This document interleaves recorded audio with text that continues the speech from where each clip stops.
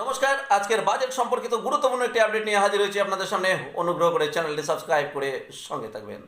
পশ্চিমবঙ্গ সরকারের এক বহুমুখী প্রতিভার পরিচয় ঘটল আজ এই রাজ্য বাজেটে। 22শে জুন রাজ্য বাজেট পেশ হবে। দীর্ঘদিন ধরেই এই নিয়ে ছিল একটা ভাবনা, আর পশ্চিমবঙ্গ সরকার সেই ভাবনা একেবারেই বাস্তবায়ন করলেন। 1,00,000 শূন্যপদ, এই 1,00,000 শূন্যপদ পূরণ করা হবে। তার মধ্যে 50,000 রয়েছেন শিক্ষক, অর্থাৎ বলা যায় শিক্ষার মানকে একেবারে ত্বরান্বিত করতে বদ্ধপরিকর পশ্চিমবঙ্গের নতুন সরকার। চাকরির ক্ষেত্রে বয়সের ঊর্ধ্বসীমায় 5 বছর ছাড় দেওয়া হলো।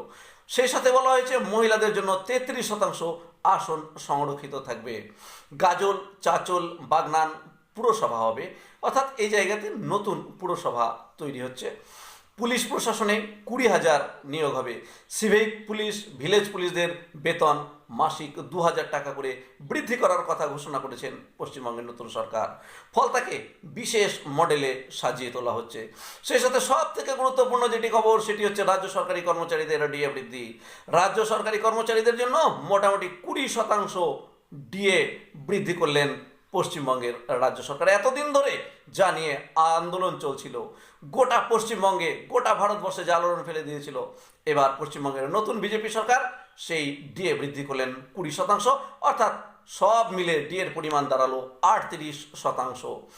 নারী ক্ষমতায়নে বিশেষ জোর দিচ্ছে এই রাজ্য সরকার। তাছাড়া আশা অঙ্গনওয়াড়ি কর্মীদেরও বেতন বৃদ্ধি হয়েছে। মাসিক 5,000 টাকা করে সাম্মানিক বৃদ্ধি করা হয়েছে আশা ও অঙ্গনওয়াড়ি কর্মীদের।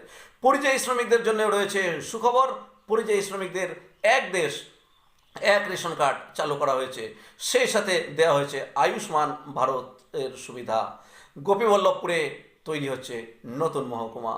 সব নিয়ে এবারের বাজেট একেবারে পশ্চিমবঙ্গকে ঢেলে সাজানোর বাজেট। ধন্যবাদ। চ্যানেলটি সাবস্ক্রাইব করে সকলে সঙ্গে থাকবেন।